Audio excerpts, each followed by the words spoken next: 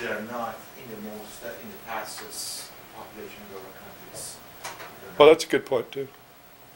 They're mainly in the West, and the population did not explode in the West. That's a good point. Cell phone technology would be an example of a data point that would probably be impacted more by the number of the population, Yeah. since it's so widespread. For example, I don't think we have, I mean, mobile phones are not that popular in Africa, for Yeah. example. Yeah, And that is the vast majority of the... it's a good point. Interesting. Thank you both. Okay. So one of the things I do is I've kept a timeline from the early 90s of, at first it was a timeline of any stories that had to do with cyber risk or cyber crime, that especially stories that had numbers, dollar amounts involved, like dollar losses involved. And it used to be in the 90s, the early 90s and mid 90s, you'd find a story, it would be a rare jewel, and you'd have a little pile of them, you know, and you would share them. Look at this story. See what this illustrates. Now, there are so many stories every day, every week, every month, every year, that I only pick stories out that are interest to me.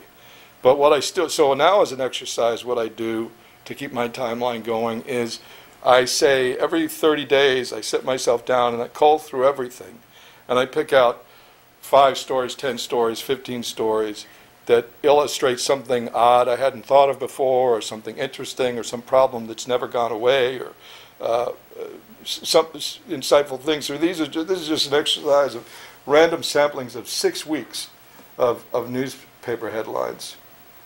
The Twitter impact on the Iranian uprising, 12 million minutes, $55 million worth of minutes stole from telecoms, list of U.S. nuclear facilities inadvertently posted on a website, Twitter goes down in China, not accidentally, a water company in California, an insider steals $9 million, a corporate espionage email break-in case zaps electronics industry, financial districts, wireless hackers paradise, air traffic systems vulnerable. This is 6 weeks, May of this year. This is from another month of this year. Goldman Sachs exec accused of bank hack theft. Arlington security guard arrested for hacking the hospital computer and posting a video on YouTube of how he did it. When Michael Jackson died, the internet almost went down. It just shows the profound impact of issues involving confidentiality, integrity, and availability in our society. So when I talked through those historic events of the 90s that kind of shaped our world in terms of the global economy, one thing I've been tracking for a long time is the relationship between the global economy and cyberspace. So you see in the 80s, there were, you think of them as these two separate realms, if you will, 2 separate realms. And then in the 1990s, they kind of cyberspace, information technology, and the cyberspace that information technology allows us to establish and function in, kind of began interpenetrating with the global economy. But in the 21st century, I argue that they're no longer 2 spaces, no longer 2 realms. You cannot separate business anymore from IT. I mean, there is a man who sells fruit on the top of Mount Tamalpais in Mill Valley, California. He's there every day, and it's his most beautiful view of the Pacific.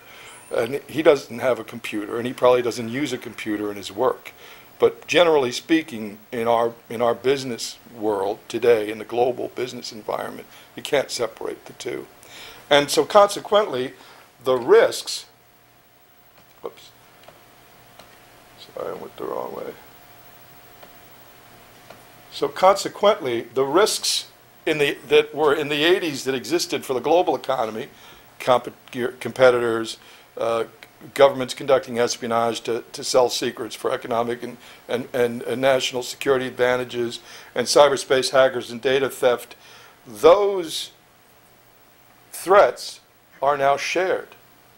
They're now shared, and economic espionage is no longer something that's done through simply hiring your your competitors' smartest people, or walking in and stealing a book. It's done. It can be done online, and so these. It's become the same space. This is something I went into in depth last time. Lots of false memes that we've disproven over the years about what security problems are or aren't, so I'm not going to spend a lot of time there. I'll say one thing about 9/11. It was an incredible teaching moment that was completely missed. I mean, it was an incredible teaching moment about what security could really mean, what risk could really mean. It was an opportunity to empower people, to understand more about the world in which they lived, their role in it, and how they could meet the challenges of that world. Instead, basically, people just came away with a sense of fear and distrust, and it really, the way that 9/11 was told as a story, the way that the aftermath of it was played out, really missed an opportunity, and it really actually hurt the cause of security in a lot of ways, because people began to perceive security as a way in which they were being exploited and manipulated somehow instead of empowered. So I want to focus on several. These are the areas that I look at a lot, but I'm only going to touch on a few of them today. Economic espionage and IP theft is an important thing that's really kind of underplayed in the realm of cyber risk and cyber security. I argue, and my co-author of Secret Stolen, Fortune Lost argue that from our point of view, most corporate security programs should be based on the threat of economic espionage and intellectual property theft, rather than based on here's our security program and here's how it may meet this range of threats. One of them is including economic espionage and intellectual property theft. But that's always one unless you're in specific economic environments, specific kinds of technology environments, and specific kinds of industries, people don't consider themselves at risk for this, but they really should. And it really should be more central to how we develop security systems, security programs, and address the whole issue. Organized crime in cyberspace, I'm going to touch briefly on that. IT supply chain security. Have any of you looked at that at all? You know what we mean by that? So, in other words, I was at a biotechnology conference, and the biotechnology provider was explaining in great detail their IT, their security, their supply chain security system.